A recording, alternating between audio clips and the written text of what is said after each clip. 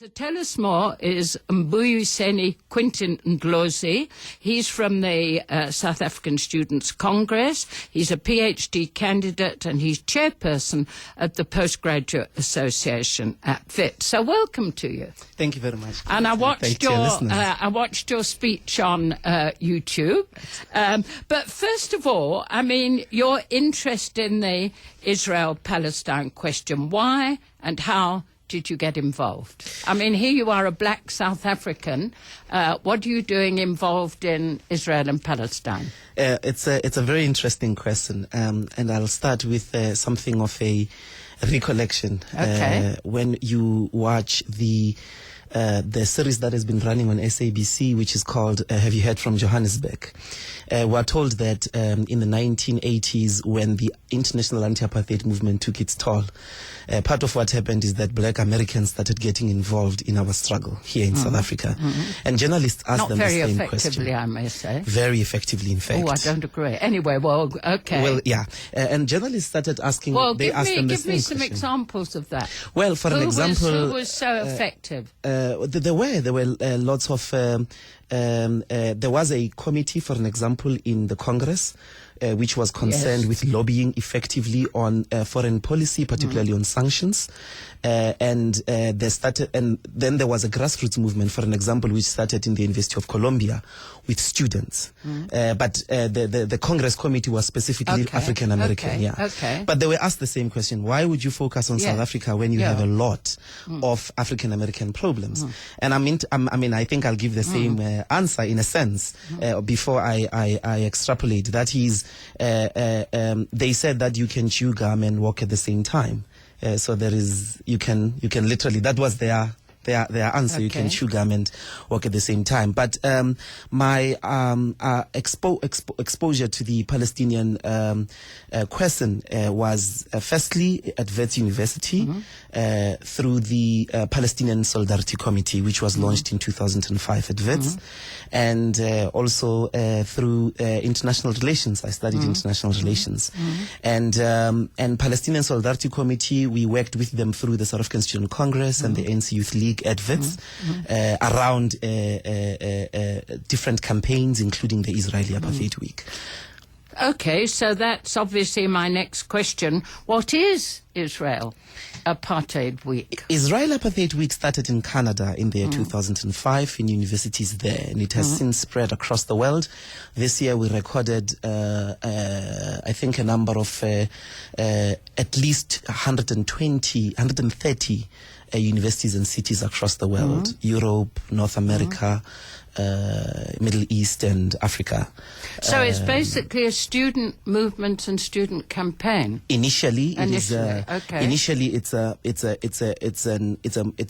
campaign that starts in universities, which seeks to raise 4 or 5 days of the week, raise awareness around the oppression of Palestinian people by the Israeli state, and it's been happening since then. And firstly, it began with the objective of making the case of apartheid, that Israel is an apartheid state, and so, which began as an analogy initially. But we all know that last year the Russell Tribunal on Palestine in Cape Town confirmed that actually Israel is guilty of apartheid under international law. And the second case that Israeli Apartheid Week has been making is the case of boycotts, divestments and sanctions, which is a parallel call which started in Palestine in 2005 by which the largest call of which included mostly civil society organizations, trade unions, human rights organizations in Palestine, which made a call for boycotts, divestments and sanctions on Israel. So those are the two sort of cases that have been happening around Israeli Apartheid Week. And how successful has it been? Well, obviously, if it's been in how many countries, how many campuses? 100 and... What did you say, 130? At least 130 and still counting. Yes, yeah. My view is that we can, there are two ways of looking at the effectiveness of the Israeli Apartheid Week. One is its spread, and I think that it's spreading at a supersonic speed, actually. But the other is that we see the effectiveness in the way in which the Israeli government itself has responded. We are told that this year 100 envoys were released by the Foreign Affairs Department of Israel to go and counter the actions of Israeli Apartheid Week. Something similar to the mission of the Hasbara that came in South Africa last year to come and fix the image of Israel in South African universities that the government was worried about. Is that anecdotal, or do you have proof of that? No, it's, I mean, we could, there is proof. Some of these people I have personally encountered, which we know last year we waited for them at the airport as the South African Student Congress, PSC, Youth League, and they went around universities. I just went on a speaking tour in the United Kingdom, Belgium and France during the Israeli Apartheid Weeks there. And they were, in some instances, they would book, for an example, organize an event at the same time that an Israeli Apartheid Week event is happening.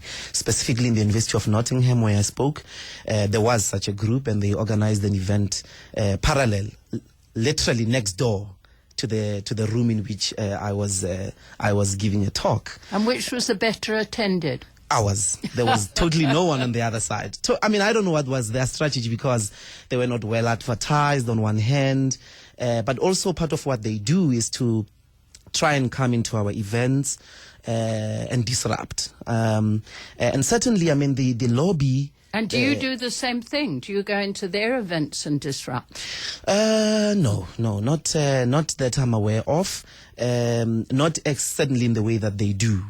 There are events normally we protest because there is a clear boycott line that the Palestinian people have called. So we boycott on one hand. In some instances, we have protested. That is, we have staged sit-ins politically and given proper warning before and made a peaceful sit-in, that is. But I'll give you an example. It's not only this Hasbara that proves the effectiveness of Israeli Apartheid Week. In France, where I spoke, I'll give you even shocking information.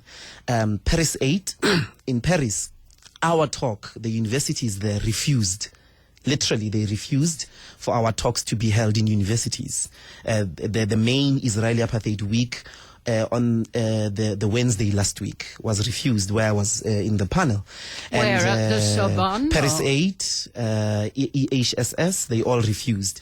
So the talk was moved. Universities but why? Why do you think? I'll get there. The universities were literally shut down on that day, meaning even academic activities were not allowed to happen. So universities locked doors. Which universities were these? Paris 8, EHSS. It was on the news. Certainly people in Europe know about this. So what happened is the talk went to, I can't remember the specific venue. I'm not from Paris, and they speak a lot of French, which I can't keep up with. But it happened in some hall, a trade union venue. And lots of the Zionists came. There were lots of protest police that had to protect us from these people who were giving death threats, literally. So the university's explanations is that Israeli Apartheid Week causes disorder in universities. So in Paris, they closed. That was their reasoning. In a talk where Stefan Hassel was going to facilitate, Omar Barghouti was one of the speakers, myself, and one of the great mathematics professors who cannot recall at the moment. In Lyon, south of France, we went. I was the only speakers there were myself and one of the Palestinian guys from Haifa, Wasim. And we arrived there. The talk was cancelled 2 hours before, only in the Politics Institute in Lyon. So do you think this is a conspiracy? It's open. I mean, in Lyon specifically, the universities said to us that they received a death threat, which the police confirmed, and so they had to close down. Even there, they shut down the university. Okay, I've got Angie on the line. Hi, Angie. Hi, good evening to both of you. Yes, hi. Hi, I would just like to know from your guest if he's ever been to Israel. Did you hear that? Yes, question? I did. Yes. Have you been to Israel? Oh, no, I haven't. You haven't. So you are talking from a theory point of view, not from a practical point of view, I assume. I haven't spoken about Israel yet. I have spoken about Israel Apartheid Week, which doesn't happen in Israel only. It happens in South Africa. It happens in other places. I was on the campus last week when the Israeli delegation spoke. What was your take on the Arab-Israeli girl who spoke about apartheid in Israel, which she said was non-existent? What was your take on that? Well, I didn't attend the talk. That must have been at Wits, and I heard of it. Did you hear about it? Yeah, I did. I didn't attend the talk, but I'm aware But part of what the Israeli government in this delegation has done is to not only use Arab Israelis, but also black, mostly what they call Ethiopian Jews. Yes, and I did encounter one of them in the Hasbara that came last year. My take on it is very simple. I know from South Africa, firstly, what happens in Israel is said to be racial segregation. The system of racial segregation... Can I just ask you something then? If there's racial segregation, how come my daughter had 2 Arab ladies in the ward with her when she had her baby? How come she had an Arab nurse and an Arab doctor attending to her? How come my niece is at University, Ben Gurion University, with Arab students if there's racial segregation? Nelson Mandela, for an example... be lying in the ward with my daughter if there was racial segregation? Oh, yeah, well, the racial segregation doesn't certainly mean that there is no interaction. You will know, for instance, that Darling, Stephen here, there would be she's not allowing me to talk. Black lady in a ward with me before 94. Kate, she's not allowing me to talk. Well, let her finish. Okay. Angie, will you finish and then we'll I will finish. So yes. that was, I can't see that that's racial segregation. I also object to a man from Haifa being called a Palestinian. If he lives in Israel, he's an Israeli Arab. He's not a Palestinian. The Palestinians live on the West Bank. They do not live in Israel. So I would like him to clarify that as well. I would also like to explain to him how people lying in the same ward having babies points to racial segregation. And I would also like him to quote some laws to me from Israel that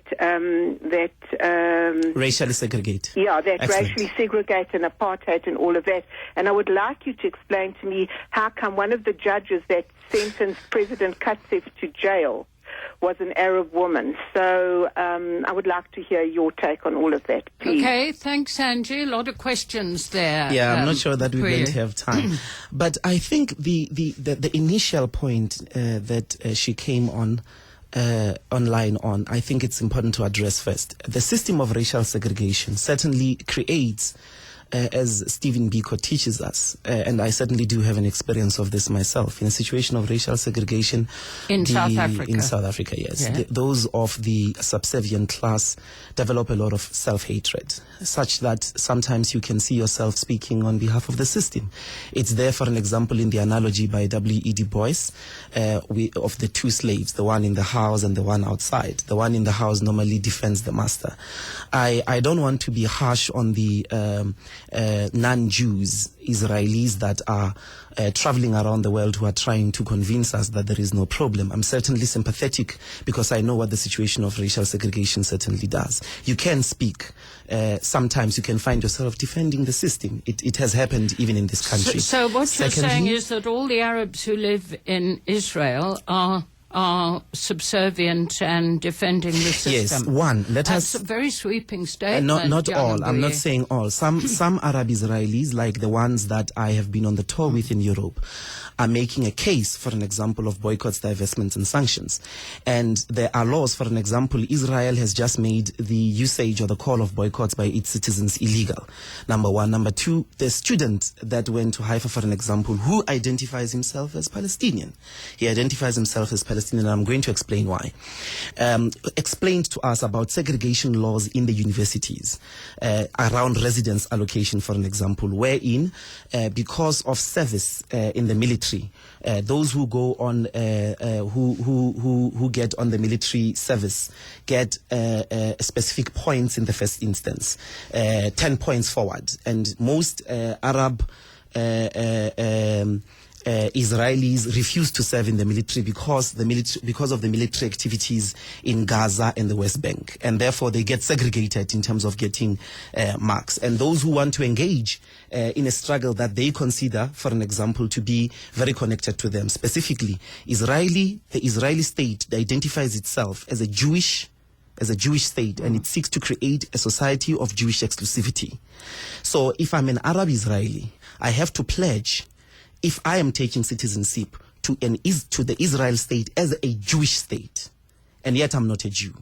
And that is the beginning, as it were. I mean, that is the point of departure, if you like, of what we may call a racial a system that seeks to create a society of racial exclusivity. Okay, lots of SMSs coming in here. Yes, have you ever been polarized views, as one would expect? Have you ever been to Israel? The answer is no.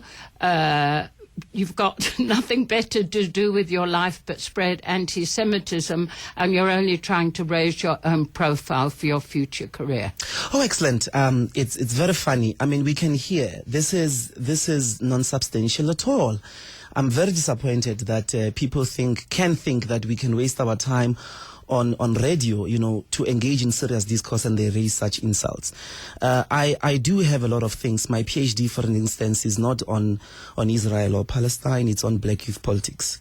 Mm-hmm. I haven't done. My master's was on trade unions. Are you on with I'm your in 2 years. PhD? I'm in 2 years, but that's not the matter tonight.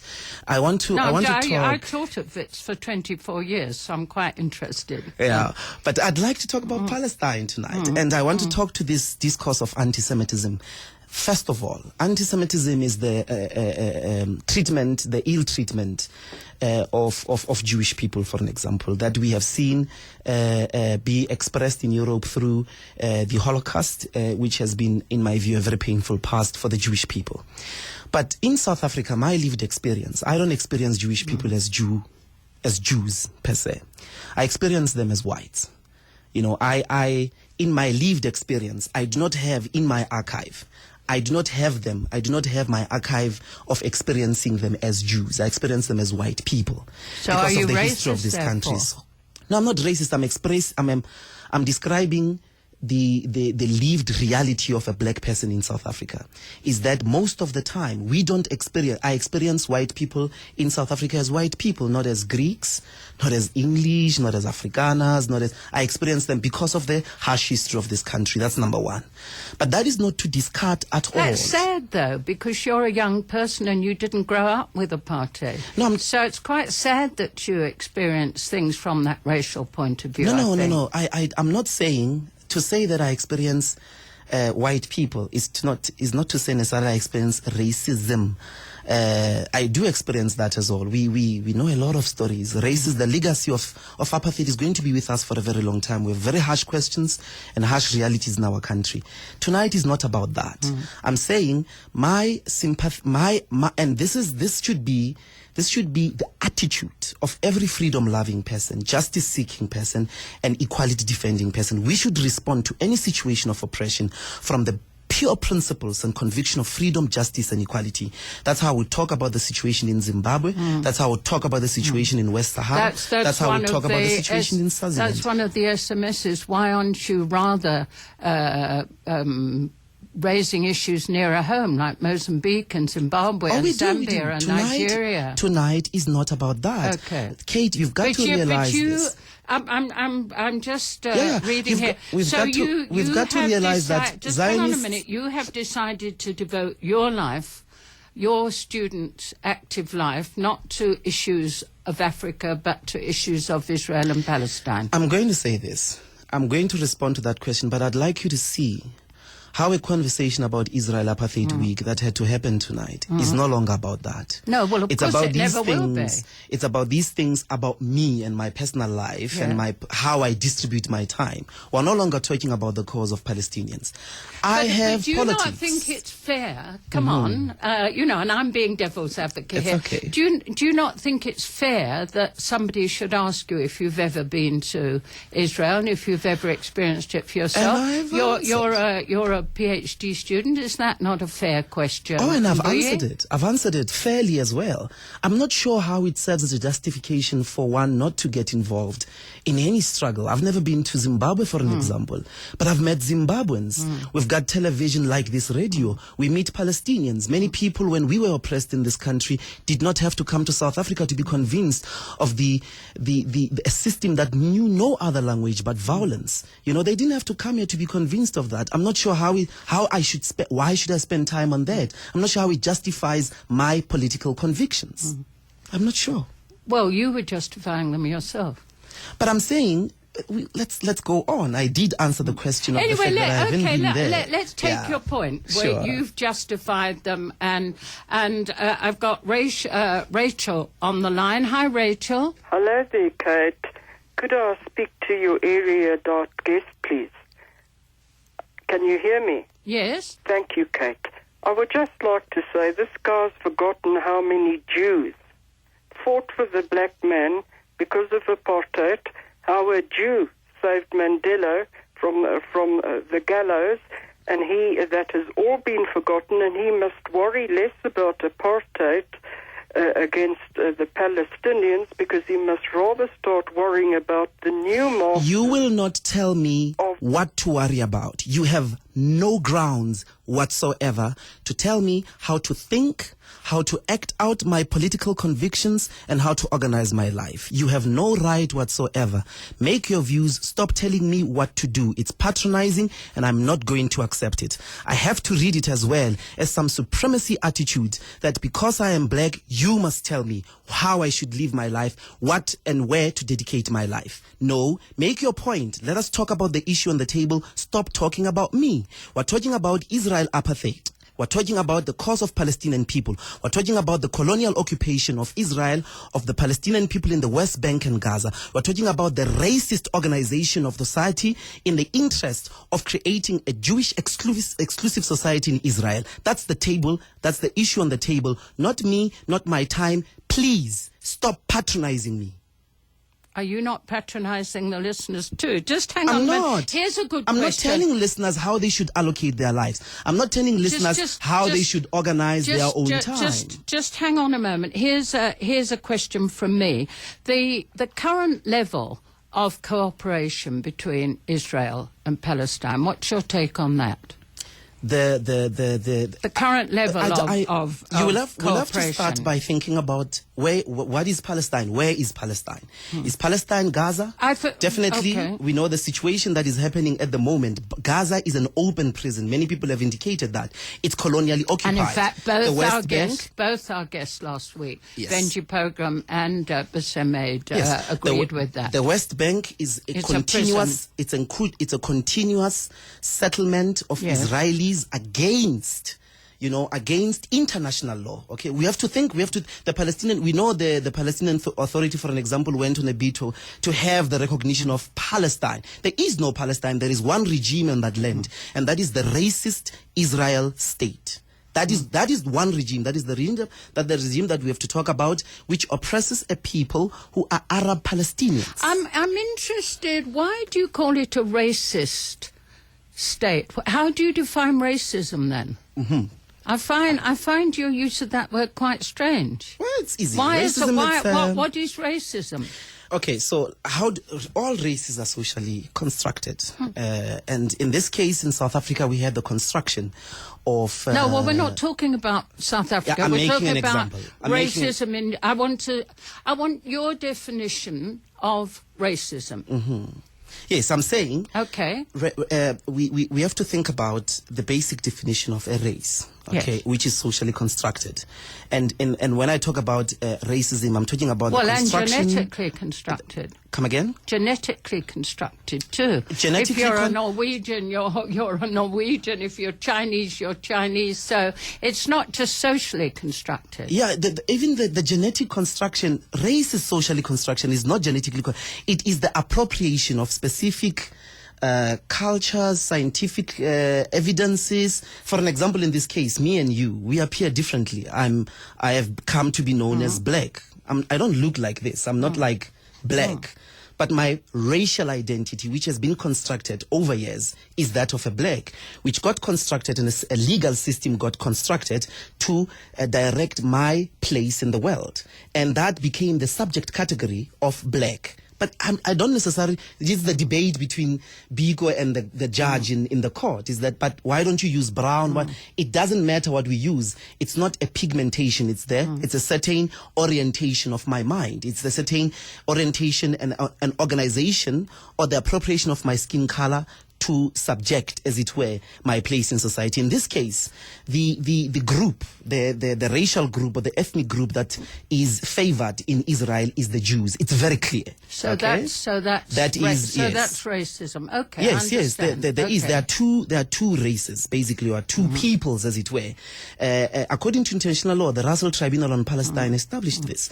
So there are two peoples. There is the Jews and there are Palestinians, and the state seeks to organize the superiority consistently. Look at what is happening in the West Bank. Seeks to organize the superiority.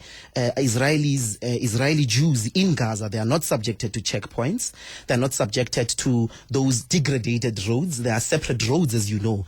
There are roads that are marked with registered cars in yellow, for an example. We were hearing last week, they were telling us about the tunnels from Egypt, which apparently are some of the best methods of communication that have ever been known. I mean, I'm just, the roads are segregated, yes, and certainly so, but people have a way of getting around. Oh yes, we did also hear. I'm not saying in a struggle that's what's going to happen.